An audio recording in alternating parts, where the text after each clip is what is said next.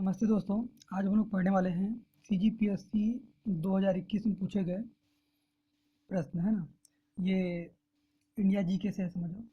अ, भारतीय परिषद अधिनियम 1861 के संबंध में निम्न कथनों को पढ़कर सही विकल्प चुनें। इसका सीधे से आंसर देखते हैं। बी आंसर सही है, मीन्स 2 और 3। भारत परिषद अधिनियम के संदर्भ में विधि निर्माण के लिए अतिरिक्त सदस्यों की संख्या कम से कम 6 और अधिक से अधिक 12 कर दी गई। प्रांतीय और केंद्रीय विषयों के में किसी तरह का भेदभाव नहीं रखा गया। प्रांतीय और केंद्रीय विषयों पर किसी तरह का भेदभाव नहीं रखा गया। और पहला कथन है, इस अधिनियम के फलस्वरूप गवर्नर जनरल की कार्यपालिका परिषद में कुल सदस्यों की संख्या 7 हो गई। ये गलत है, पहला कथन गलत है, इसको देखना पड़ेगा। कुल परिषद संख्या कितनी थी। सेकंड क्वेश्चन है, भारत परिषद अधिनियम 1892 के संबंध में निम्न कथनों को पढ़कर सही विकल्प चुनें। सही विकल्प आंसर डी है, केवल 2। कुल 24 सदस्यों में से गैर सरकारी सदस्यों की संख्या 5 थी। कुल 24 सदस्यों में से गैर सरकारी सदस्यों की संख्या 5 थी, ये सत्य है। और बाकी जो सेंटेंस है 1 और 3 वो गलत है, बोल रहे हैं। पहला है, इसे 20 जून 1892 को लागू किया गया।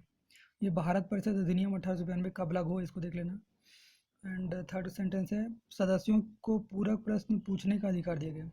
पूरक प्रश्न पूछने का अधिकार जो है वो 1909 अधिनियम में दिया गया था। भारत परिषद अधिनियम 1909 में दिया गया था। पूरक प्रश्न पूछने का अधिकार भारत परिषद अधिनियम 1909 को दिया गया था। थर्ड क्वेश्चन है, 2 कथन दिए हुए हैं और JD डाना ने भारतीय उपमहाद्वीप के चट्टानों के भूगर्भीय इतिहास के लिए एक विशेष भूगर्भिक समय मापक तैयार किया। दूसरा कथन है, भूगर्भिक समय मापक के अनुसार भारतीय चट्टानों को आर्कियन, पौराणिक, द्रविडियन तथा आर्यन युग में विभाजित किया गया। इसका आंसर है डी। डी मीन्स कथन 1 असत्य है परंतु कथन 2 सत्य है।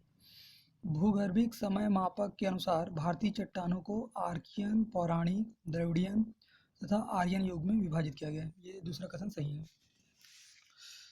क्वेश्चन नंबर 4 है, काल क्रम अनुसार जमाना इसको। इसका आंसर बी है, Eocene, Miocene, Pliocene, Pleistocene, then Holocene. इसका Eocene, Miocene, Pliocene, Pleistocene, then Holocene, ये काल क्रम अनुसार जमाना था इसका। बी आंसर सही है इसका। फिफ्थ क्वेश्चन है, मिलान है भूगर्भिक विरासत स्थल और स्थान दिया हुआ है। ये ऑप्शन है, राष्ट्रीय काष्ठ जीवाश्म। राष्ट्रीय काष्ठ जीवाश्म का आंसर है तिरुचिरापल्ली, है ना। शिवालिक पार्क का है आपका सिरमौर। स्ट्रोमेटोलाइट पार्क है आपका चित्तौड़गढ़ में। और लोनार झील है आपका बुल्ढाना में। लोनार झील जो है आपका बुल्ढाना में। 6 क्वेश्चन है, 2 कथन दिए हुए हैं। प्लेट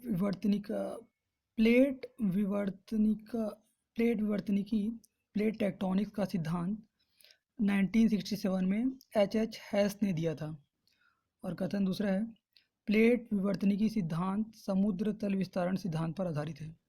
प्लेट विवर्तनिकी सिद्धांत समुद्र तल विस्तारण पर आधारित है, ये कथन सही है। डी आंसर सही है इसका। मीन्स कथन पहला असत्य है परंतु कथन दूसरा सत्य है। ये समुद्र विस्तारण सिद्धांत जो है आपका, पहले सब लैंड एक साथ थे, फिर बाद में अलग अलग हुए, ऐसे टाइप से था। इसको देख लेना, प्लेट टेक्टोनिक्स थ्योरी क्या है। 7th क्वेश्चन है, निम्नलिखित हिमनद को उनकी लंबाई के घटते क्रम में सजाएं। ये हिमनद दिया हुआ है, इसका आंसर सी है। मीन्स हिस्पर, बियाफो, द्रांगद्रुंग, सोनापानी और बारासिगरी, ये घटती लंबाई में हिमनद है। हिस्पर, बियाफो, द्रांगद्रुंग, सोनापानी 12 सिगरी। 8th क्वेश्चन है, निम्नलिखित राज्यों को वहां निर्मित बड़े बांधों की संख्या के आधार पर घटते क्रम में सजाएं। ये बड़े बांधों की संख्या के आधार पर पूछा गया है। इसका आंसर ए है। मीन्स सबसे ज़्यादा बांध, बड़े बांध है आपका मध्य प्रदेश में, फिर गुजरात, फिर राजस्थान, तेलंगाना, फिर आंध्र प्रदेश। सबसे बड़ा बांध नहीं पूछा है ना। सबसे बड़ा बांध तो आपका सरदार सरोवर बांध जो हो जाएगा वो, जो कि गुजरात में है। बड़े बांधों की संख्या के आधार पर तो इसका आंसर है मध्य प्रदेश, गुजरात, राजस्थान, तेलंगाना, आंध्र प्रदेश। ये आंसर सही है इसका। 8th question. 9th क्वेश्चन का है, UNFCCC COP26 अधिवेशन में भारत द्वारा दी गई प्रतिबद्धता के संदर्भ में क्या सही नहीं है? क्या सही नहीं है पूछा है। इसका आंसर है बी। भारत 2020 तक अपनी ऊर्जा जरूरतों का 60% पूर्ति अक्षय ऊर्जा से करेगा, अक्षय ऊर्जा में करेगा। ये असत्य कथन है। मतलब COP26 में क्या प्रतिबद्धता है? भारत 2030 तक कार्बन उत्सर्जन में 1 बिलियन टन तक कमी करेगा। और सी सेंटेंस है, भारत 2030 तक अपनी गैर जीवाश्म ऊर्जा क्षमता को 500 गीगावाट तक बढ़ा लेगा। ये COP26 में बोला गया। 2030 तक गैर जीवाश्म ऊर्जा क्षमता को 500 गीगावाट तक बढ़ा लेगा और 2030 तक कार्बन उत्सर्जन में 1 बिलियन टन की कमी करेगा। 1 बिलियन टन की कमी करेगा। 10th क्वेश्चन है, मिलान है। ये पद्मश्री 2021 से संबंधित है, तो याद कर रख सकते हैं वैसे। सुजीत चट्टोपाध्याय, सुजीत चट्टोपाध्याय है आपका साहित्य एवं कला। सुल सुल्त्रिम चोंजोर, सुल्त्रिम चोंजोर है आपका समाज कार्य। पूर्णमासी जानी, ये आपका कला। और बिजॉय चक्रवर्ती सार्वजनिक मामले, पब्लिक अफेयर्स में।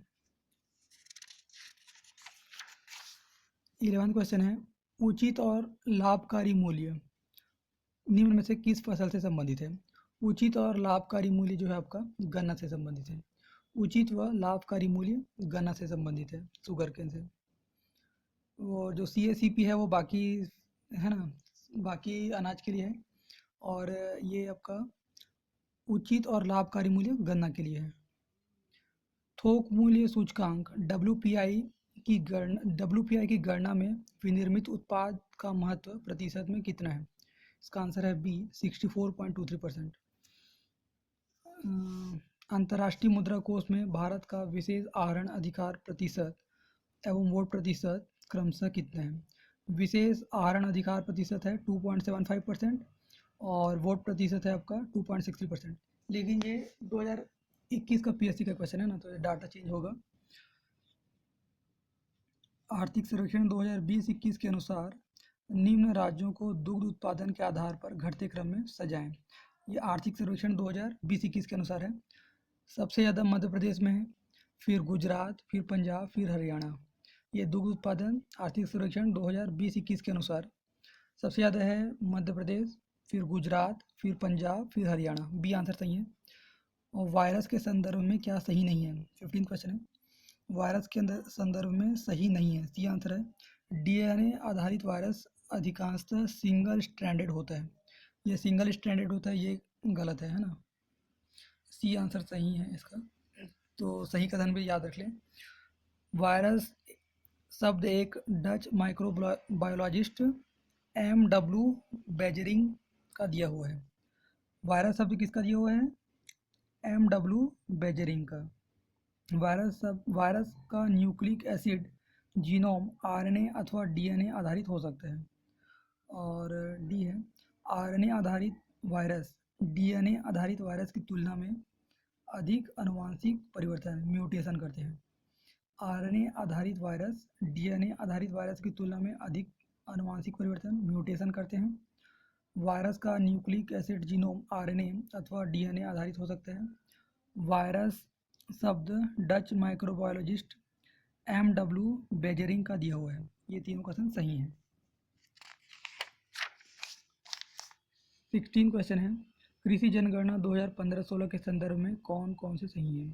इसका आंसर है ए, मतलब तीनों सही है। लघु और सीमांत किसान कुल किसानों का 86.2% है, जबकि वे केवल 47.3 प्रतिशत फसल क्षेत्रों के मालिक है? अ, लघु एवं सीमांत किसान कुल किसानों का 86.2% है और वे 47.3% फसल क्षेत्रों के मालिक हैं। डी है, राज्यवार किसानों की कुल संख्या के आधार पर महाराष्ट्र तीसरे नंबर पर है और राज्यवार कुल जोती गई भूमि क्षेत्रफल के आधार पर राजस्थान प्रथम स्थान पर है। तीनों कथन सही है कृषि जनगणना 2015-16 के अनुसार। 17 क्वेश्चन है, निम्नलिखित में से निम्न में से किन परिस्थितियों में एक कंटेनर में भरे हुए कार्बन डाइऑक्साइड के अणुओं के बीच की दूरी बढ़ेगी? पहला सेंटेंस है, कंटेनर का आयतन बढ़ाने पर। कंटेनर का आयतन बढ़ाओगे तो कार्बन डाइऑक्साइड के बीच की दूरी बढ़ेगी आयतन बढ़ाने पे। हाँ, आयतन बढ़ाने पे उसको और इधर उधर जाने का मौका मिल जाएगा गैस को। दूसरा कथन है, कंटेनर के कुछ कार्बन डाइऑक्साइड गैस लीक होने पर।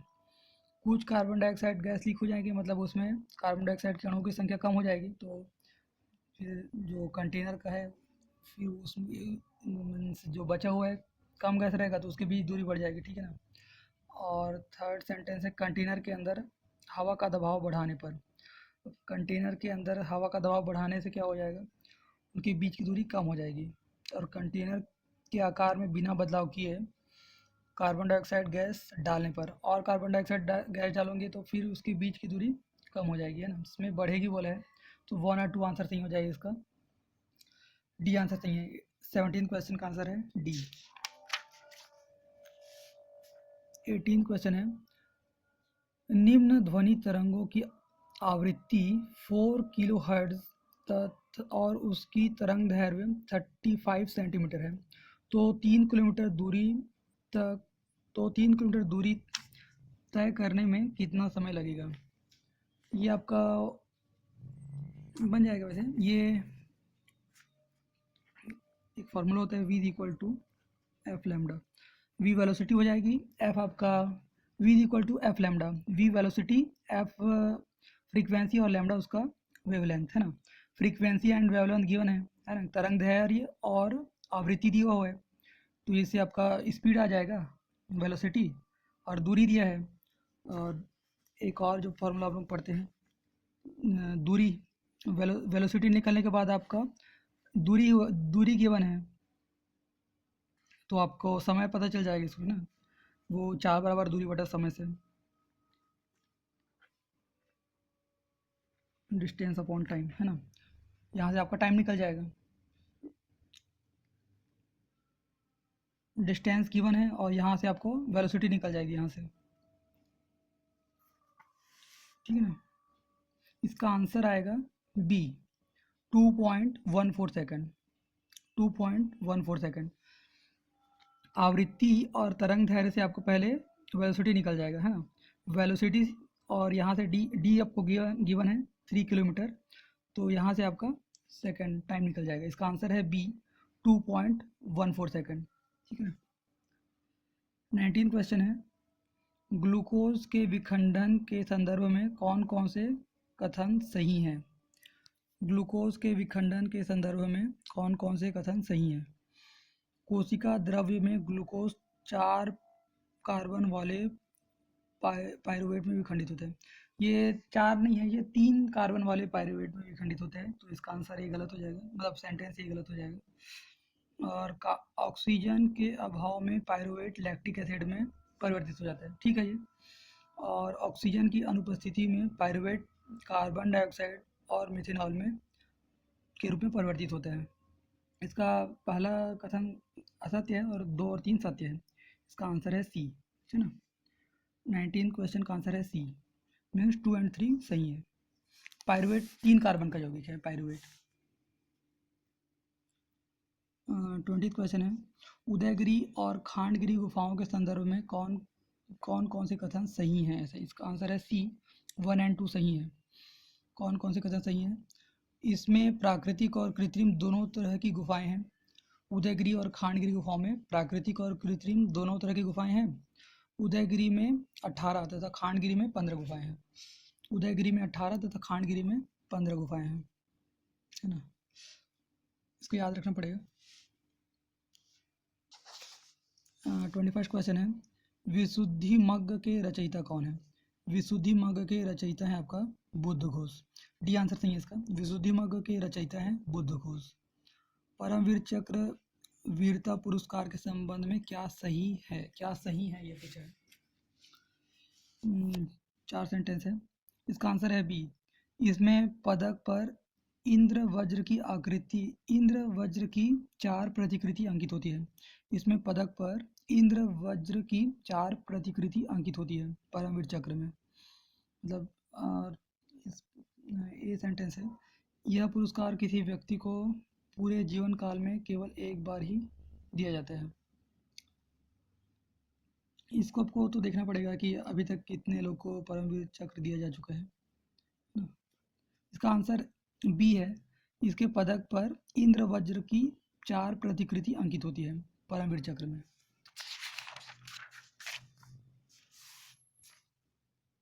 23rd क्वेश्चन है, निम्न कढ़ाई कलाओं का उनसे संबंधित राज्य। कढ़ाई कला और राज्य दिए हुए हैं, है ना। फुलकारी, इसका आंसर डी है। फुलकारी है आपका गुजरात से। ए का 2, फुलकारी है आपका पंजाब से। धरनिया है आपका गुजरात से। और कसूटी है आपका कर्नाटक से। और करचोबी है आपका राजस्थान से। इसको याद रखना पड़ेगा। ए का है 2, फुलकारी है पंजाब, धरनिया है गुजरात। फुलकारी पंजाब, धरनिया गुजरात, कुसूटी कर्नाटक और करचोबी जो है आपका राजस्थान का है। ये कढ़ाई कला है। 23rd क्वेश्चन है, 24th क्वेश्चन है। 2 कथन दिए हुए हैं। कथन पहला है, 1907 के कांग्रेस वार्षिक अधिवेशन की अध्यक्षता रास बिहारी घोष ने की थी। 1907 में। हाँ, इन्होंने किया था। दूसरा कथन है, इस अधिवेशन में कांग्रेस के 2 गुट चरमपंथी और नरमपंथी विभाजित हो गई थी, है ना। सूरत अधिवेशन है 1907 का, सूरत की फूट के नाम से जाना जाता है। तो ये भी सही कथन है, कथन 2 भी। और कथन 3 है, 1916 में वार्षिक अधिवेशन में कांग्रेस के 2 गुट चरमपंथी और नरमपंथी का विलय हो गया। इस अधिवेशन की अध्यक्षता एसपी सिन्हा ने की है। तो ये दोनों गुट एक हो गए थे 1916 में, है ना। लेकिन उसकी अध्यक्षता जो है वो इन्होंने नहीं किया था, एसपी सिन्हा ने। एमसी मजूमदार ने किया था उसकी अध्यक्षता 1916 के अधिवेशन में, है ना। तो 1 और 2 सही है, और जो तीसरा कथन है वो गलत है। एमसी मजूमदार ने किया था अध्यक्षता, मजूमदार, ठीक है ना।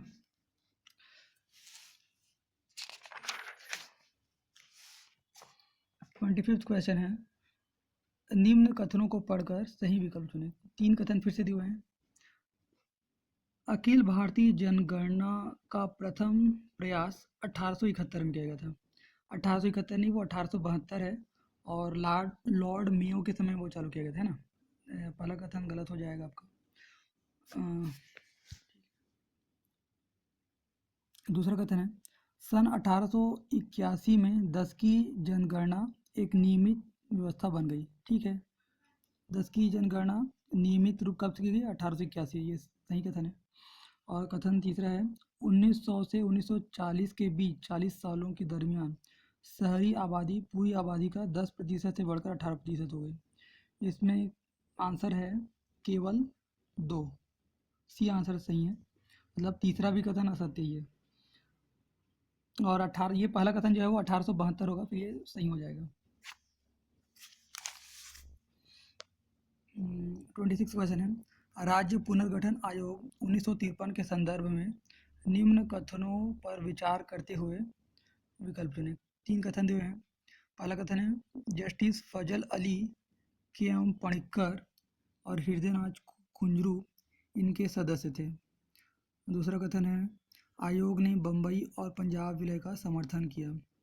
और संसद में पास राज्य पुनर्गठन कानून 1956 के तहत 14 राज्य तथा 6 केंद्र शासित क्षेत्र बनाए गए। इसका आंसर है 1 और 3। मतलब इस आयोग ने बम्बई और पंजाब के विभाजन का समर्थन नहीं किया था। इसका आंसर है 1 और 3। फजल अली आयोग इसके अध्यक्ष थे और के.एम. पणिक्कर और हृदयनाथ कुंजरू एच.एन. कुंजरू इसके सदस्य थे। और संसद ने फिर 14 राज्य और 6 केंद्र शासित क्षेत्र बनाए थे, है ना। 26 क्वेश्चन का आंसर है डी। 27 क्वेश्चन है 27 क्वेश्चन है भारत के पूर्व मुख्य न्यायाधीश यशवंत विष्णु चंद्रचूड़ वाई चंद्रचूड़ है ना के संबंध में कौन कौन से कथन सही है। ये भारत के 16वें मुख्य न्यायाधीश थे।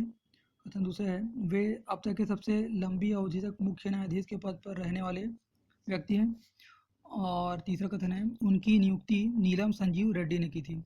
तो ये तीनों कथन सही हैं। सबसे लंबी अवधि तक के मुख्य न्यायाधीश कौन है, तो वाई चंद्रचूड़ है ना, यही बस पता था उस समय।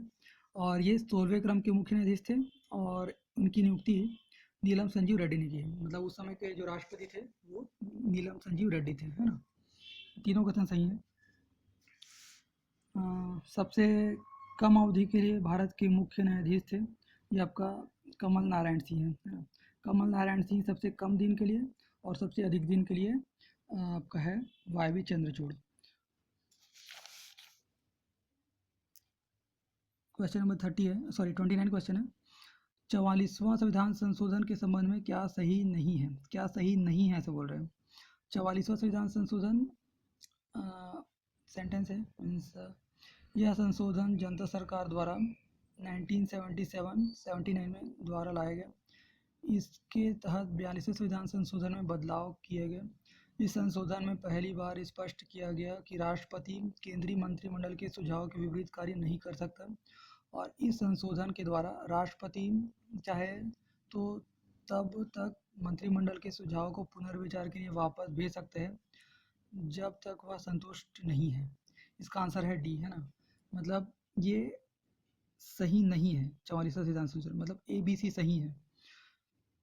ये जनता सरकार द्वारा 44वां संविधान संशोधन 1978 में लाया गया था और 42वां संविधान संशोधन ये आपका 1946 में 1976 में आया था। उसमें मूल कर्तव्य उसमें जोड़ा गया था, है ना। मिनी कॉन्स्टिट्यूशन ऑफ इंडिया बोलते हैं 42nd कॉन्स्टिट्यूशनल अमेंडमेंट को।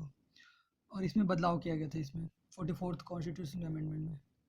और इसमें पहली बार स्पष्ट किया कि राष्ट्रपति केंद्रीय मंत्रिमंडल के सुझाव के विपरीत कार्य नहीं कर सकता। ये भी सही है। ABC तीनों कथन सही है। 30 क्वेश्चन है यदि किन्हीं कारणों से भारत के राष्ट्रपति की अनुपस्थिति में उपराष्ट्रपति राष्ट्रपति के पद के कार्यों का निर्वहन करते हैं तो उस अवधि के संबंध में कौन कौन से कथन सही हैं। इस अवधि में राष्ट्रपति राज्यसभा के सभापति बने रहेंगे। इसका आंसर है सी मीन 2 और 3। मतलब ये उपराष्ट्रपति राज्यसभा के सभापति बने रहेंगे, ये कथन असत्य हो जाएगा। इस अवधि में उपराष्ट्रपति को राष्ट्रपति का वेतन मिलेगा। इस अवधि में उपराष्ट्रपति त्यागपत्र दे दे तो भारत के मुख्य न्यायाधीश राष्ट्रपति के पद का निर्वहन करेंगे, है ना। ऐसे एक बार हुआ है जस्टिस हिदायतुल्ला, उस समय जस्टिस हिदायतुल्ला थे एकमात्र चीफ जस्टिस ऑफ इंडिया जो राष्ट्रपति का कार्यभार संभाले हैं, है ना। तो दूसरा और तीसरा कथन सही है इसका, मीन्स कथन पहला असत्य है।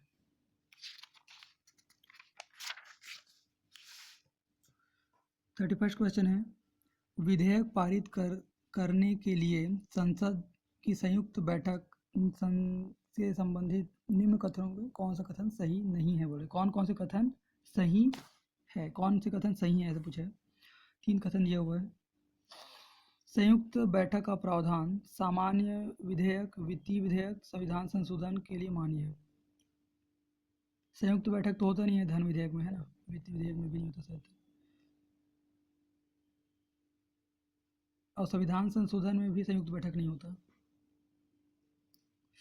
किसी भी स्थिति में राज्यसभा का उपसभापति संयुक्त सभा की अध्यक्षता नहीं कर सकता। संयुक्त सभा के अध्यक्ष लोकसभा के अध्यक्ष होते हैं ना।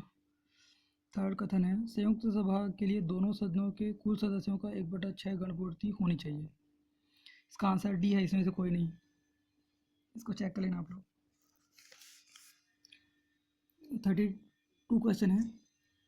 निम्न में से किस राज्य से लोकसभा की सबसे ज़्यादा सीटें अनुसूचित जनजाति के लिए आरक्षित हैं? सबसे ज़्यादा अनुसूचित जनजाति की संख्या मध्य प्रदेश में है, और वहीं सबसे ज़्यादा लोकसभा सीट है अनुसूचित जनजाति के लिए। इसका आंसर डी हो जाएगा। निम्न में से किस राज्य में लोकसभा की सबसे ज़्यादा सीटें अनुसूचित जनजाति के लिए आरक्षित हैं? तो इसका आंसर है मध्य प्रदेश, क्योंकि वहाँ मध्य प्रदेश में सबसे ज़्यादा संख्या अनुसूचित जनजातियों का। 33rd क्वेश्चन है। निम्नलिखित में से कौन सी समिति लोकसभा के अधीन नहीं आती है? लोकसभा के अधीन नहीं आती है पूछे। इसका आंसर डी है, शहरी एवं परिवार कल्याण मंत्रालय, सॉरी स्वास्थ्य एवं परिवार कल्याण मंत्रालय इसका आंसर है। लोकसभा के अधीन नहीं आती। सामाजिक न्याय एवं अधिकारिता संबंधी शहरी विकास, इसका आंसर डी है ना,